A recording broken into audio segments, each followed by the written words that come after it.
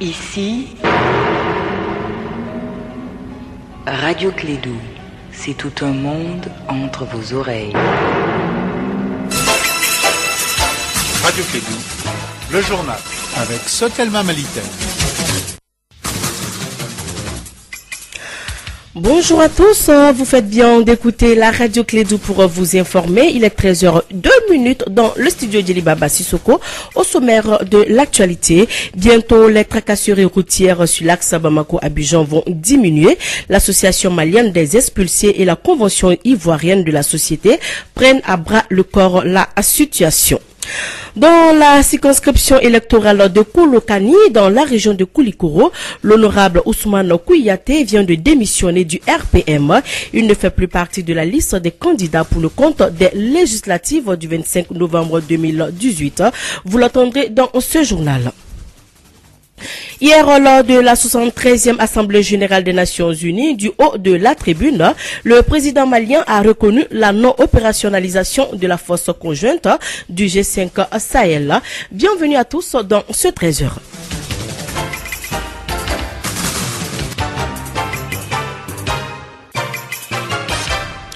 Lutter contre la tracasserie routière sur l'axe Bamako-Abidjan, c'est donc l'objectif que se sont assignés l'association malienne des expulsés et la convention ivoirienne de la société. Les fêtières ont mené une enquête fin 2017. Le rapport de cette enquête a été présenté hier aux hommes de médias. Écoutons Ousmane Diarra, il est le président de l'association malienne des expulsés. L'observation a fait sortir un rapport qu'on a publié ce matin, et le rapport d'observation va permettre à nourrir la sensibilisation de l'AME. On essaiera aussi de distribuer le rapport avec les autorités compétentes et avec les partenaires de l'Afrique qui sont de la CEDEAO, aussi de l'Union africaine, de l'Union européenne. On essaiera quand même de distribuer le rapport et pour pouvoir quand même faire de vrais plaidoyers sur ça et de vraies sensibilisations. Les missionnaires même ont eu beaucoup de difficultés parce qu'à la traversée des frontières, la police et la gendarmerie de tous les deux côtés, c'est vice-versa, ont demandé la somme de 1000 francs à chacun, même avec leurs documents légaux, avec ordre de mission. Donc ils étaient obligés de payer les 1000 francs dans chaque frontière. Donc ça c'est d'abord des difficultés majeures qu'on ne peut pas imaginer. Nous sommes là, on veut défendre les droits des voyageurs, des migrants, des commerçants, mais s'ils nous demandent aussi taxer une somme illégale, donc cela a été vraiment très difficile, sans compter que les migrants eux-mêmes, les voyageurs, les transporteurs, les difficultés qu'ils ont donné comme témoignage, donc vous allez rencontrer ça dans le rapport. Je le disais tantôt, coup dur pour le parti présidentiel dans la circonscription électorale de Kolokani, dans la région de Koulikoro. L'honorable Ousmane Kouyaté vient de démissionner du RPM. Il ne fait plus partie de la liste des candidats pour le compte des législatives du 25 novembre 2018. Des éclairages avec l'honorable Ousmane Kouyaté. J'ai démissionné du RPM volontairement, après avoir accepté, après avoir constaté que le dysfonctionnement, le non-respect des textes du parti qui a mis en place un système de mafieux au niveau de la section de Kolokani. Les instances du parti sont connues. C'est les réunions des comités, c'est les réunions de sous-sections, c'est les réunions de sections. Mais il a fait la rencontre des secrétaires généraux des sous-sections et une instance du parti. C'est à ce niveau que les choses se décident, à l'insu de tous les autres cadres du parti. Nous avions dénoncé cet état de fait, mais malheureusement on n'a pas été entendu. C'est trop, c'est pourquoi les militants, les partisans demandent, ensemble on a décidé de démissionner du parti RPM. Le dernier événement en date, c'est la conférence de section du choix des candidats. Ce n'est pas qu'on n'était pas favoris, non. Ce n'est pas parce qu'on avait peur de la conférence, mais les conditions de la tenue de la conférence n'étaient pas réunies. La conférence n'a pas été régulièrement convoquée également. Donc tout a été fait pour écarter les candidats potentiels, pour prendre en compte ceux-là qu'ils veulent porter comme candidats. Donc nous avions dit, après la tenue de la conférence, on s'est réunis, on a tiré toutes les leçons et on a décidé ensemble de démissionner du RPM. La destination ayant la volonté de briguer un second mandat comme député, je suis en négociation très avancée avec des partis politiques. Et réellement, dans les jours à venir, lorsque nous allons boucler les négociations, je donnerai le nom de ces partis, d'un des partis avec lesquels j'aurai vraiment les mêmes vues, les mêmes points de vue. Et en ce moment, je m'engagerai sur les cours de ces partis pour briguer un second mandat. l'honorable Ousmane Kouyaté, qui ne fait plus partie du RPM. Assemblée générale des Nations Unies, le président malien reconnaît la non-opérationnalité de la force conjointe du G5 Sahel. Ibeka, président de la République du Mali. Le Sahel reste confronté depuis plusieurs années au terrorisme, à la criminalité transnationale organisée et au trafic en tout genre, notamment celui de la drogue, des armes, des marchandises illicites, des migrants, de blanchiment d'argent. Nous avons mis en place en novembre 2014 à Nouakchott ce que nous appelons le G5 Sahel, qui comprend la Mauritanie, le Niger, le Burkina Faso, le Mali et le Tchad, afin de mutualiser nos efforts pour faire face dans notre espace aux questions de sécurité et de développement. Cependant, la force conjointe du G5 Sahel peine à être pleinement opérationnelle, faute d'un mandat adapté et surtout de financement approprié. C'est pourquoi nous continuons de demander au Conseil de sécurité d'autoriser le déploiement de cette force sous le chapitre 7 de la charte, associé d'un financement adéquat, pérenne et prévisible, y compris à travers les Nations Unies, afin de lui permettre d'accomplir durablement et efficacement sa mission. Voilà, c'était donc là le président malien Ibrahima Boubacar Keïta, et toutes nos excuses pour la qualité sonore de ce élément. Dans la même foulée, la ministre des Affaires étrangères et la coopération internationale du Mali, Kamisa Kamara, a plaidé pour le renforcement de la MINUSMA par des moyens nécessaires à l'atteinte de ses objectifs. Cette 73e Assemblée générale des Nations Unies, convoquée par le secrétaire général de l'ONU, vise à établir une compréhension commune des réalisations et des défis du maintien de la paix et à renouveler également les engagements individuels et collectifs des États membres pour renforcer les opérations de maintien de la paix.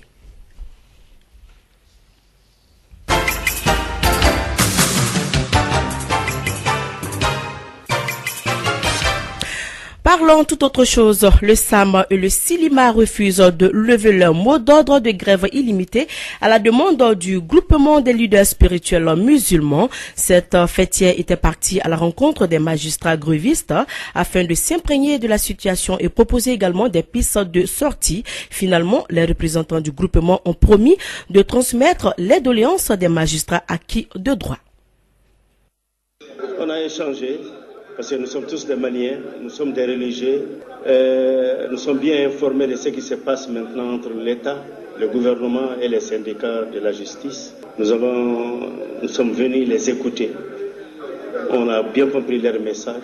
Inch'Allah, ce message-là, on va l'amener là où on doit l'amener pour essayer de trouver une sortie pour tout le monde et pour le pays, Inch'Allah. Il s'agit de la non-satisfaction de 2 points de revendication qui sont les mesures sécuritaires et la relation du statut, y compris avec la grille. Il n'y a pas d'avancée, il y a un brouillage total. Nous n'avons jamais fermé les portes de la négociation. Et la preuve en est que depuis le dépôt du préavis, nous avons été invités à une vingtaine pour parler de négociations et nous avons toujours répondu présent parce que nous avons estimé que quelle que soit la légitimité de nos revendications, il ne faut jamais fermer la porte aux négociations. Mandela Washington Fellowship 2019 est désormais lancé. La date limite de dépôt de candidature est donc fixée au 12 octobre prochain. Ce programme phare de l'initiative des jeunes leaders africains, il permet donc aux jeunes de l'Afrique subsaharienne la possibilité d'améliorer leurs compétences dans les meilleurs établissements d'enseignement supérieur américains. Le programme offre également un soutien supplémentaire pour favoriser le développement professionnel des boursiers après leur retour dans leur pays d'origine. Écoutons Idrissa Fané, il est chargé de communication à l'ambassade des États-Unis au Mali. Les candidatures pour le Washington Mandela Fellowship 2019 sont ouvertes depuis le 12 septembre et vont se clôturer le 12 octobre. C'est à cet effet que nous avons entrepris une vaste campagne d'information à l'endroit des jeunes de 25 à 35 ans qui ont un certain niveau d'anglais, qui ont des projets, qui sont des leaders.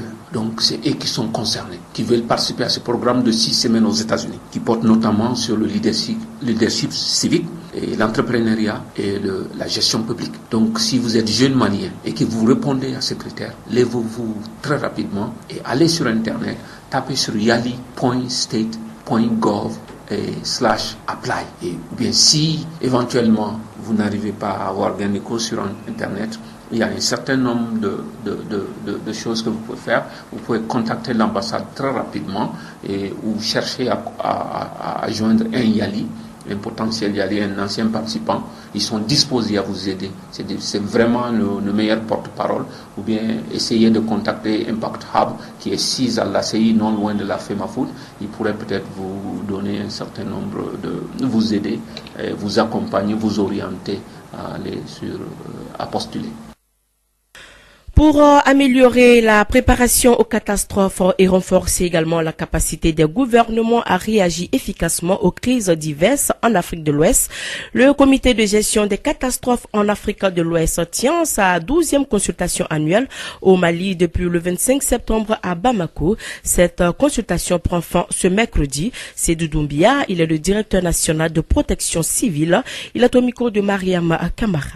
Bi aniso jalendo sabu anye embarqué ñogo munu be farafina clip fe bolo la na fuma Afrique de l'Ouest anye olu bismillah en fait en malabi pour que kana clé ça va.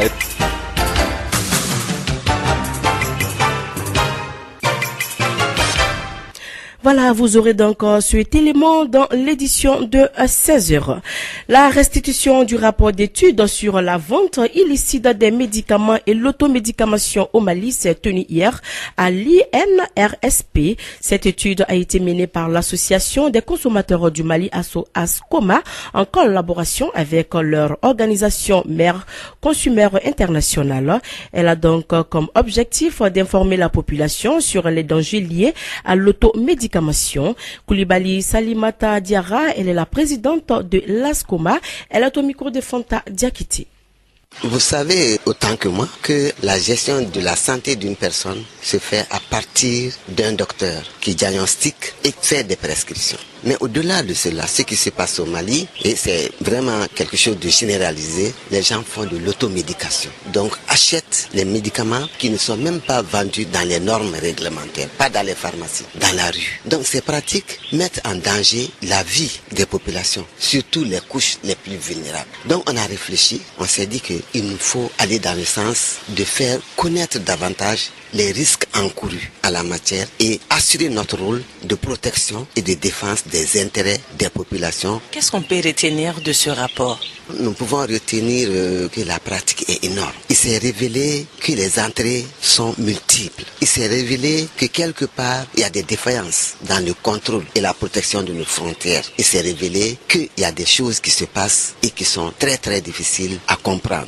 Et c'est pour ça, ce n'est qu'ensemble, en révélant l'état des lieux, que nous pouvons faire agir ensemble et conscientiser davantage tous ceux qui sont concernés, afin que si on ne peut pas annuler la chose, qu'on puisse au moins l'atténuer au plus haut point.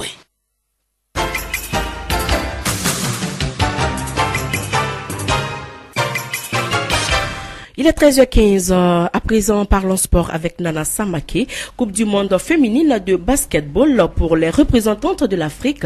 Le Nigeria assure, tandis que le Sénégal s'arrête en phase de poule. N'est-ce pas, Nana Samake? Bonjour Mariam, bonjour à toutes et à tous. Comme tu viens de le dire, l'équipe féminine de basketball du Sénégal a été éliminée par celle de l'Espagne 63-48 au deuxième tour de la Coupe du monde 2018 ce 26 septembre à Tenerife.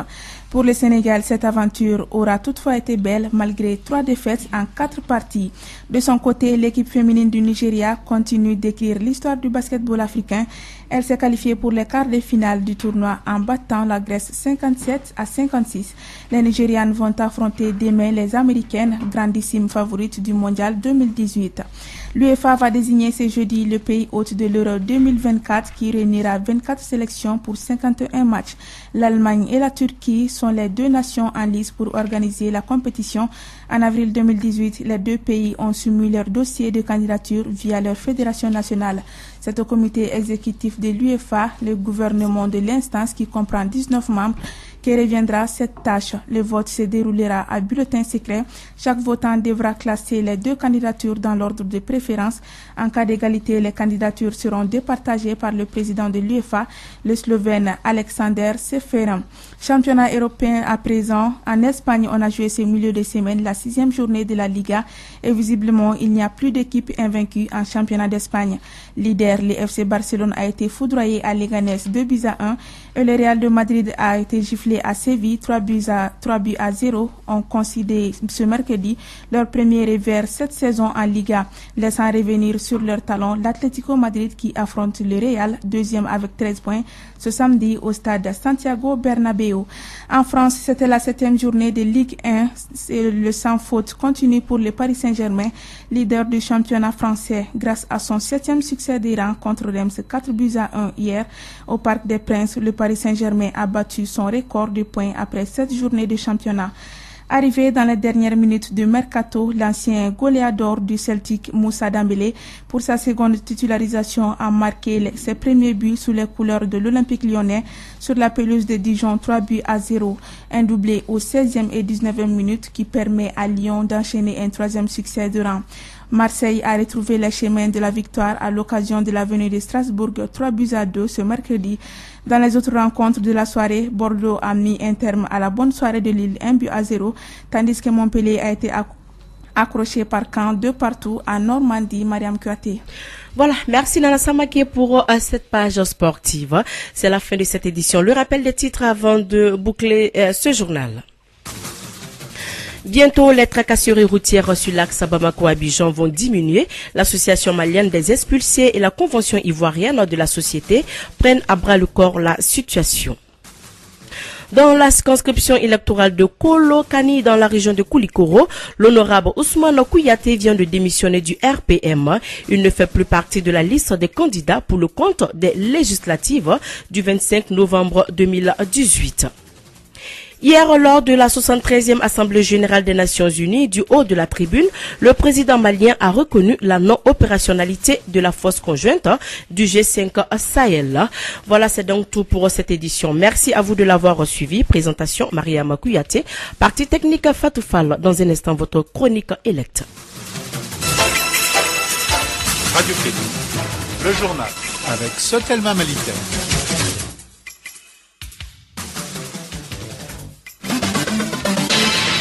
Radio Clédou à Sikasso, 103.5 MHz. Il est 13h19 dans le studio d'Elibaba Sissoko. À présent, votre chronique Electa. Electa continue toujours avec ses portraits de femmes et d'hommes de la radio qu'elle a réalisé. C'était lors de la formation des journalistes sur les règles d'or du journalisme en période électorale organisée par Internews et Urtel. Aujourd'hui, Electa va nous parler de Aminata Diallo. C'est une participante à la formation. Electa est en ligne avec nous. Electa, bonjour. Bonjour Mariam. Alors, qui est donc Aminata Diallo? Aminata Diallo est animatrice à la radio Al-Habar de Gourmaraous dans la région de Tombouctou, Mariam. Alors, quelle émission Aminata Diallo anime-t-elle à la radio Al-Habar? Aminata Diallo anime une émission sur l'actualité en langue nationale et une autre émission de sensibilisation des femmes, Mariam. Et depuis combien de temps fait-elle ce travail? Elle anime ses émissions depuis 2 ans, Mariam. Et comment est-elle arrivée à la radio? Elle dit qu'elle est arrivée à la radio par amour du métier, Mariam.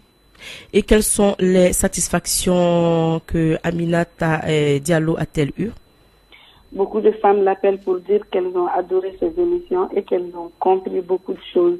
Ces genres de témoignages sont des motifs de grande satisfaction pour Aminata, Mariam. Et de quoi a-t-elle besoin concrètement pour mieux s'épanouir dans son travail de radio? Elle veut bénéficier de beaucoup de formations et le matériel nécessaire pour bien faire son travail, Mariam. A-t-elle rencontré d'autres difficultés dans son travail? Pour Aminata, les difficultés existent partout. Beaucoup de gens n'ont pas compris le travail à la radio. Ils font des critiques de toutes sortes, Mariam. Electa, est-ce que ces difficultés freinent son évolution à la radio? Elle avoue que non. Elle ne fait pas attention à ça. Alors, avez-vous un message pour vos auditeurs? Oui, mes chers auditeurs, vous pouvez me faire part de vos questions. Je chercherai des réponses auprès des personnes et ressources pour vous. Alors, merci Electre et à demain. Merci Mariam, à demain.